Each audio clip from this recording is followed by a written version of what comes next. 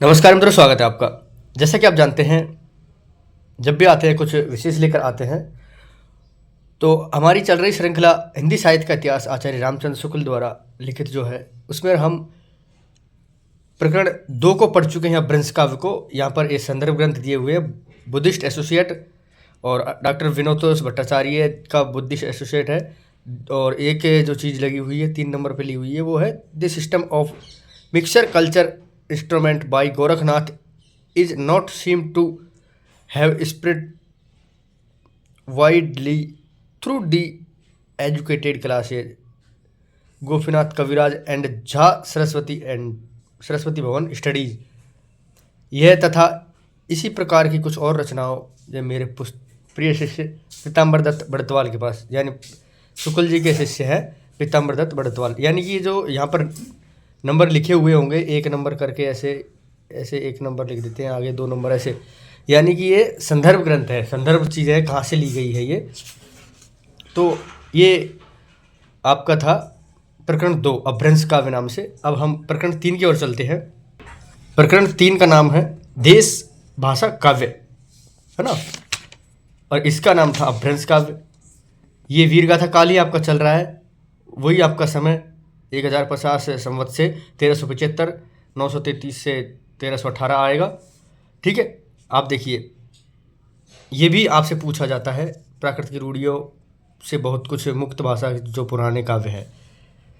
पहले कहा जा चुका है कि प्राकृत की रूढ़ियों से बहुत कुछ मुक्त भाषा के जो पुराने काव्य जैसे बीसल देव रासो, पृथ्वीराज रासो आजकल मिलते हैं, वे संदिग्ध हैं। इसी संदिग्ध सामग्री को लेकर थोड़ा बहुत विचार हो सकता है, उसी पर हमें संतोष करना पड़ेगा। यानी कि ये संदिग्ध है, पर इन पर थोड़ा विचार करना जरूरी है, क्योंकि इन्हें प्रमाणित माना जाता है, अर्ध प्रमाणित माना जाता है। इतना अनुमान तो किया ही जा सकता है कि प्राकृत पढ़े पंडित ही उस समय कविता नहीं करते थे। जनसाधारण की बोलियों में गीत, दोहे आदि प्रचलित चले आते रहे होंगे, जिन्हें पंडित लोग गंवारू समझते रहे होंगे। ऐसी कविताएं राजसभाओं तक भी पहुंच जाती रही होगी। राजा भोज जस मूसर चंद कहने वाले के सिवा देश भाषा में सुंदर भाव भरी कविता करने वाले अवश्य रहे होंगे। राजभाषाओं में सुनाए जाने वाले नीति श्रृंगार आदि विषय प्राय दोहे में कहे जाते थे।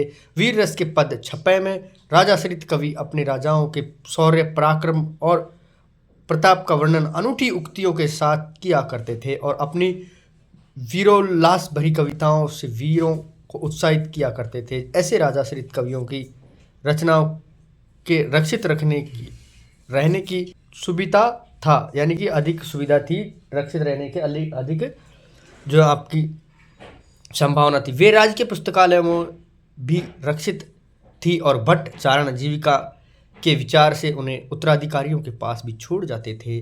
उत्तरोत्तर भट्ट चारणों की परंपरा में चलते रहने में उनमें फेरा फिर भी बहुत कुछ होता रहा। इसी रक्षित परंपरा की सामग्री हमारे हिंदी साहित्य के प्रारंभिक काल में मिलती है। इसी से यह वीर गाथा काल कहा। कहने का अर्थ ये है कि 2 प्रकार की रचना है जो होती थी। एक में आपके रचना करते थे जो साधारण कवि है, जो जन सामान्य के लोग हैं वो, और एक तरफ रचना करते थे आपके जो राजाओं के आश्रित कवि थे। तो राजाओं के आश्रित कवियों की रचनाएं तो अपने आप ही प्रकाशित हो जाती थी, अपने आप ही प्रकाश में आ जाती थी, दुनिया जान लेती थी। लेकिन जो साधारण लोग थे वो कुछ तो जीविका के लिए छोड़ जाते थे अपने बेटे पोतों को, और कुछ जो है उनमें सुधार भी कर देते थे उनके आने वाले, जैसे कि हम पृथ्वीराज रासो में कहते हैं कि जज्जल ने उसे पूरा किया। वैसे ही बहुत सारी चीज़ें हैं। आगे देखिए, भारत के इतिहास में यह वह समय था कि मुसलमानों के हमले उत्तर पश्चिम की ओर लगातार होते रहते थे। इनमें धक्के अधिकतर भारत के पश्चिम प्रांत के निवासियों को सहने पड़ते थे, जहां हिंदुओं के बड़े बड़े राज्य प्रतिष्ठित थे। मुगल साम्राज्य के ध्वस्त होने पर हर्षवर्धन, उसकी मृत्यु है 804 संवत के उपरांत, भारत का पश्चिमी भाग ही भारतीय सभ्यता और बल वैभव का केंद्र रहा होगा। कन्नौज, अजमेर, अनहलवाड़ा आदि बड़ी बड़ी राजधानियाँ उधर ही प्रतिष्ठित थी। उधर की भाषा ही शिष्ट भाषा मानी जाती थी, और कविचारण आदि उसी भाषा में रचना करते थे। प्रारंभिक काल का जो साहित्य हमें उपलब्ध है उसका आविर्भाव उसी भूभाग में हुआ, अतः स्वाभाविक है कि उसी भूभाग की जनता की चित्तवृत्तियों की छाप उस साहित्य पर हो। हर्षवर्धन के उपरांत साम्राज्य भावना देश में अंतर्निहित हो गई और खंड खंड होकर गहरवाड़, चौहान, चंदेल और परिवार आदि राजपूत राज्य पश्चिम की ओर प्रतिष्ठित थे। वे अपने प्रभाव की वृद्धि के लिए परस्पर लड़ा करते थे। लड़ाई किसी आवश्यकता से नहीं होती थी, है ना। कहने का अर्थ ये है कि हर्षवर्धन की मृत्यु के पश्चात देश इधर उधर बिखर गया। हर्ष ने या तो एक किया था या चंद्रगुप्त मौर्य ने एक किया था पूरे देश को, है ना। तो यही है बात है कि एक तो कन्नौज, अहिलवाड़ जैसे जगह थी, वो आपस में एक दूसरे से लड़ा करती थी। किस लिए? प्रतिष्ठा की वजह से ही लड़ा करती थी बस। आगे कारण भी बताया प्रतिष्ठा कैसी होती थी और क्यों लड़ा करते थे। लड़ाई की आवश्यकता नहीं होती थी, कभी कभी तो शौर्य प्रदर्शन मात्र के लिए यूं ही मोल ले ली जाती थी। बीच बीच में मुसलमानों की भी भिड़ाई का समय था, वीरता के गौरव का समय था और सब बातें पीछे पड़ गई थी। देख लीजिए, मैंने कहा था आपसे कि कभी कभी तो शौर्य प्रदर्शन के लिए ही ले ली जाती थी लड़ाई। और कभी कभी क्या होता था कि कोई शरणार्थी आ गया, वो कह रहा है उस शरणार्थी को छोड़ दो, वो कह रहा है नहीं छोड़ेंगे। ये भी लड़ाई के बहुत सारे कारण थे। जब आप राजस्थान का इतिहास पढ़ेंगे तो सारी चीज़ें आप पढ़ ही लेंगे। तो आगे देखिए, महमूद गजनवी मृत्यु है 1087, है ना, के लौटने के पीछे, संवत है 1087 के लौटने के पीछे गजनवी मुल्तानों का एक हाकिम लाहौर में रहा करता था और वहाँ से लूट मार के लिए देश के भिन्न भिन्न भागों पर विशेषतः राजपूताने पर चढ़ाई हुआ करती थी। इन चढ़ाइयों का वर्णन फारसी तवारीखों में नहीं मिलता, पर कहीं कहीं संस्कृत ऐतिहासिक काव्यों में मिलता है। सांबर यानी अजमेर का चौहान राजा दुर्लभराज द्वितीय मुसलमानों के साथ युद्ध करने में मारा गया। अजमेर बसाने वाले अजय राज ने मुसलमानों को परास्त किया था। अजय देव के पुत्र अर्णोराज यानी आना के समय मुसलमानों की सेना फिर पुष्कर की घाटी लांग कर उस स्थान पर पहुंची जहां अब आना सागर है। अर्णोराज ने उस सेना का संहार कर बड़ी भारी विजय प्राप्त की। वहां म्लेच्छ मुसलमानों का रक्त गिरा था। उस स्थान को अपवित्र मानकर वहां अर्णोराज ने एक बड़ा तालाब बनवा दिया जो आना सागर कहलाया। ये विवरण जो है ऐतिहासिक माना जाता है हालांकि, लेकिन ये पूरा का पूरा काल्पनिक है। लेकिन इस विवरण के आधार पर आपसे कई सवाल पूछ लिए जाते हैं कंपटीशन एग्जाम में, जो कि आपके राजस्थान जीके की होती है। लेकिन ये जो विवरण है ये पृथ्वीराज रासो के अनुसार है और यहाँ मात्र उदाहरण के लिए दिया हुआ है श्रीमान शुक्ल जी ने। ये प्रमाणित नहीं मानते वो खुद भी, है ना। लेकिन ये पृथ्वीराज की कैसे जन्म हुआ, पृथ्वीराज का कैसे परंपरा चली, वो इन्होंने बताने के लिए यहाँ ये विवरण दिया है मात्र। आना के पुत्र बीसल देव यानी वीरराज चतुर्थ के समय वर्तमान किशनगढ़ राज्य तक मुसलमानों की सेना चढ़ आई, जिसे परास्त कर बीसल देव आर्यवर्त में मुसलमानों को निकालने के लिए उत्तर की ओर बढ़े। उसने दिल्ली और झांसी के प्रदेश अपने राज्य में मिलाए और आर्यवर्त के एक बड़े भूभाग से मुसलमानों को निकाल दिया। इस बात का उल्लेख दिल्ली में अशोक लेख वाले शिवालिक स्तंभ पर खुदे बीसल देव के विक्रम संवत 1220 के लेख में पाया जाता है। शाहबुद्दीन गौरी की पृथ्वीराज पर पहली चढ़ाई 1247, ये प्रमाणिक आने लग गया है ना। 1247 के पहले गौरियों की सेना के नाडोल पर धावा किया, पर उसे हार कर लौटना पड़ा। इसी प्रकार महाराज पृथ्वीराज के मारे जाने और दिल्ली तथा अजमेर पर मुसलमानों का अधिकार हो जाने पर भी बहुत दिनों तक राजपूताने आदि कई स्वतंत्र हिंदू राजा थे जो बराबर मुसलमानों से लड़ते थे। इसमें सबसे प्रसिद्ध रणथंभौर के महाराजा हमीरदेव हुए, जो महाराजा पृथ्वीराज चौहान की वंश परंपरा में थे। वे मुसलमानों से निरंतर लड़ते रहते थे। उन्होंने कई बार हराया, मुसलमानों को उन्होंने कई बार हराया। सारांश ये है कि पठानों के शासनकाल तक हिंदू बराबर स्वतंत्रता के लिए लड़ते थे। तो इसके अलावा जो राव चंद्रसेन है मारवाड़ के, वो भी बराबर लड़ते थे मुसलमानों से और मुगलों से, तो ये भी बताया जाएगा। उसके बाद में महाराणा प्रताप आदि लड़ते रहे बहुत दिनों तक, है ना। आगे देखिए, राजा भोज की सेना में खड़े होकर राजा दानशीलता का लंबा चौड़ा वर्णन करके लाखों रुपए पाने वाले कवियों का समय बीत चुका था। राज दरबारों में शास्त्रार्थों का वह धूम नहीं रही थी। पांडित्य के चमत्कार का पुरस्कार का विधान भी ढीला पड़ गया। उस समय तो जो भाट चारण या किसी राजा के पराक्रम, विजय, शत्रु कन्या हरण आदि का अत्युक्तिपूर्ण आलाप करके रण क्षेत्रों में जाकर वीरों के हृदय में उत्साह की उमंगें बढ़ा करता था, वही सम्मान पाता था, है ना। कहने का अर्थ है कि जो वीरता की रचना करता था वही सम्मान पाता था, ऐसा समय आ गया था, इसीलिए वीरगाथा काल कहा है। ये विवरण जो आपको मैंने यहाँ तक बताया था ये पृथ्वीराज रासो में लिखा हुआ है। जो कुछ अंश प्रमाणिक माना जाता है उसमें ये जो संवत्सन है ये भी माने जाते हैं, और इसी आधार पर इतिहास में पृथ्वीराज रासो की जो भूमिका है वो सेट की जाती है ना। तो प्रमाणिक चीज़ें भी है इसमें, आप इसको यहाँ से प्रमाणिक मान करके पढ़ें, और इससे ऊपर ये वो है। लेकिन सन जो है ये ज़्यादातर प्रमाणिक की मानी जाती है। सन इसमें पूछता ही नहीं है कोई पृथ्वीराज रासो में, खाली इतना पूछता है कि किसने कितना प्रमाणिक माना, ये अंश प्रमाणिक था या नहीं, और अप्रमाणिक था तो किसने माना, प्रमाणिक किसने माना, बस। इस दशा में काव्य साहित्य के भिन्न भिन्न अंगों की पूर्ति और समृद्धि का सामुदायिक प्रयत्न कठिन था। उस समय तो केवल वीर गाथाओं की उन्नति संभव थी। इस वीर गाथा को हम दोनों रूपों में पाते हैं, मुक्तक के रूप में भी और प्रबंध के रूप में भी। फुटकल रचनाओं का विचार छोड़कर यहाँ वीर गाथात्मक प्रबंधों का उल्लेख किया। कहने का अर्थ है कि वीर गाथा काल जब हम पढ़ रहे हैं तो हमें उन्हीं रचनाओं को पढ़ना चाहिए जो वीर गाथात्मक थी। और इन रचनाओं में कौन कौन सी रचनाएं आती है, जो 9 रचनाएं मिलती है, पहले भी आपने सुना होगा, उन्हीं की यहाँ चर्चा करने वाले हैं शुक्ल जी। जैसे यूरोप में वीर गाथाओं का प्रसंग युद्ध और प्रेम रहा, वैसे यहाँ भी किसी राजा की कन्या को हर कर लाना वीरों के गौरव और अभिमान का काम माना जाता था। इस प्रकार इन काव्यों में श्रृंगार का थोड़ा बहुत मिश्रण रहता था, पर गौण रूप से प्रधान रस वीर ही रहता था। श्रृंगार केवल सहायक के रूप में रहता था, जहाँ राजनीतिक कारणों से भी युद्ध होता था। जैसे शहाबुद्दीन के यहाँ से एक रूपवती स्त्री का पृथ्वीराज के यहाँ आना, अभी मैंने आपको कहा था कि कोई आ जाए शरणार्थी उसको छोड़ देने थे, आना ही लड़ाई की जड़ थी। अमीर पर अलाउद्दीन की चढ़ाई का ऐसा ही कारण कल्पित किया जाता है, चिमना बेगम का ना। इस प्रकार इन काव्यों में प्रधानुकूल कल्पित घटनाओं की बहुत अधिक योजना रहती थी। ये वीर गाथाएं 2 रूपों में मिलती थी, प्रबंध काव्य के साहित्यिक रूप में और वीर गीतों वेलाइड्स अंग्रेजी में कहते हैं ना के रूप में। साहित्य प्रबंध के रूप में जो प्राचीन ग्रंथ उपलब्ध हैं वह पृथ्वीराज रासो वीर गीत के रूप में हमें हमारी पुरानी पुस्तक बीसलदेव रासो में मिलते हैं।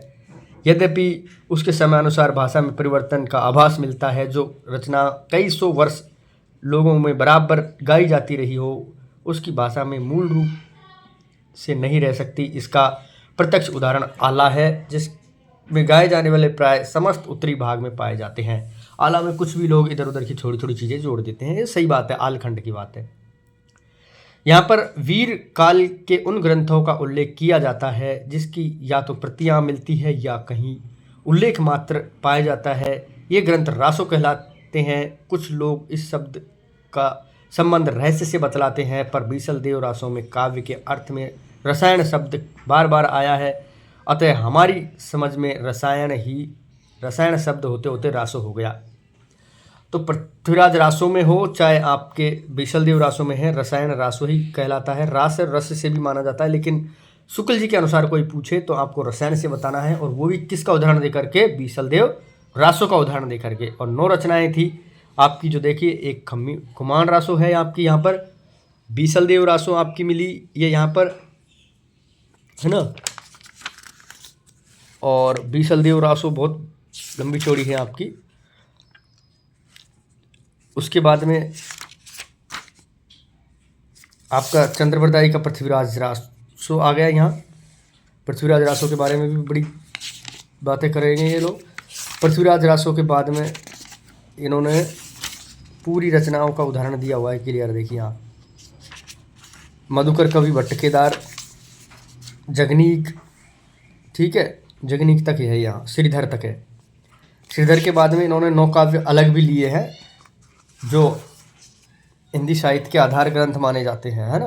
ओ सॉरी, आपके जो वीरगाथा काल के खुमान रासो, बीसलदेव रासो, पृथ्वीराज रासो, और अगला है आपका जगनीक का परमार रासो, श्रीधर का जो रणमल छंद, और भी ग्रंथ हैं। तो आइए पहले हम खुमान रासो पढ़ते हैं। संवत 810 और 1000 के बीच चित्तौड़ के रावल खुमान नाम के 3 राजा हुए। देख लीजिए खुमान रासो में खुमान कितने, 3। कर्नल टॉड ने इनको एक मानकर युद्धों का विस्तार से वर्णन किया है।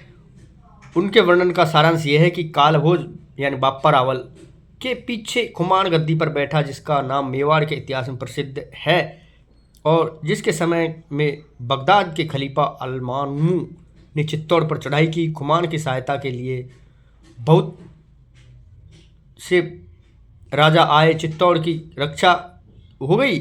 खुमान ने 24 युद्ध किए और विक्रम संवत 869 से 893 तक राज्य किया। यह समस्त वर्णन दलपत विजय नामक किसी कवि के रचित खुमान रासों के आधार पर लिखा गया जान पड़ता है, पर इस खुमान रासों की जो प्रति प्राप्त है वह अपूर्ण है और उसमें राजा प्रताप सिंह का वर्णन है। कालभोज बापा से लेकर तीसरे खुमान तक वंश की परंपरा इस प्रकार है।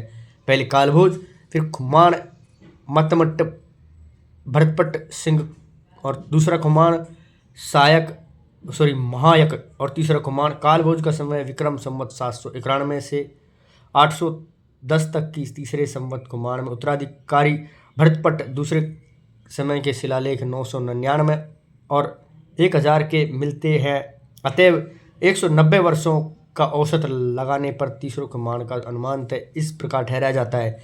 पहला खुमान 810 से 865, दूसरा खुमान 870 से 900, तीसरा खुमान 965 से 990, है ना।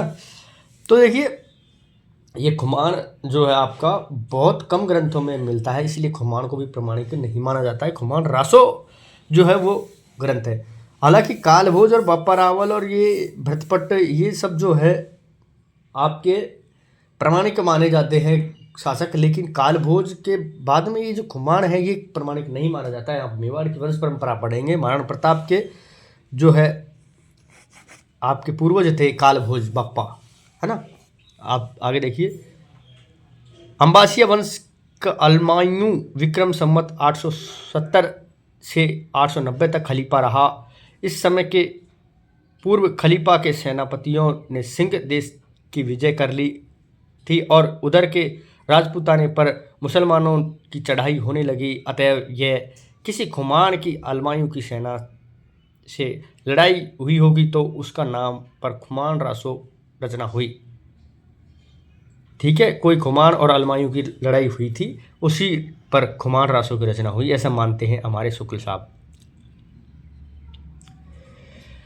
यह कहा नहीं जा सकता कि मुसलमान कि इस समय जो खुमान रासो मिलता है उसमें उतना अंश पुराना है, उसमें महाराणा प्रताप सिंह तक का वर्णन मिलता है। यह निश्चित ही रूप से कहा जा सकता है कि जिस रूप में यह ग्रंथ मिलता है वह उसे विक्रम संवत की 17वीं शताब्दी में जो प्राप्त हुआ होगा। सिमसी सरोज के कथनानुसार यह अज्ञात नामा भाट के खुमान रासो नामक काव्य ग्रंथ था। उसे विक्रम संवत की 17वीं, है ना, यहाँ पढ़ लिया हमने। इसमें श्री रामचंद्र से लेकर खुमान तक के युद्धों का वर्णन था। यह नहीं कहा जा सकता कि दलपत विजय असली खुमान रासो का रचयिता था अथवा पिछले परिशिष्ट का, है ना। कहने का अर्थ यह है कि दलपत विजय को जरूर माना जाता है, लेकिन प्रमाणिक रूप से अगर आप माने तो वो नहीं था। तो जो सामग्री आपको महाराणा प्रताप और महाराणा कुंभा और आपके ये जो कालभोज आदि है इनसे मिलती है, उन सामग्रियों के आधार पर मिला है। तो ये दलपत विजय जो था ये खुमान रासो का रचनाकार माना ही नहीं जाता है, खुमान रासो का प्रमाणिक नहीं माना जाता है ना।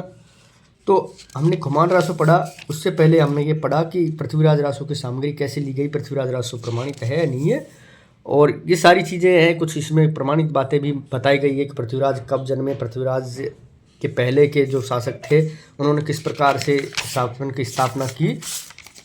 तो कहने का अर्थ है वीरगाथा काल का जो नाम वीरगाथा काल कैसे रखा, ये यहाँ पर थोड़ा सिद्ध होते हुए लग रहा है आपको। वीरगाथा आपके समक्ष देखने को मिल रही है। पहला हमने ग्रंथ पढ़ लिया है खुमान रासो, और उसको मूल रूप से देखें तो ये प्रमाणिक भी नहीं है और किसका है ये भी कहा नहीं जा सकता, लेकिन फिर भी इसे दलपत विजय का लिखा हुआ माना जाता है। ठीक है, खुमानों के क्रम आप देख लीजिए।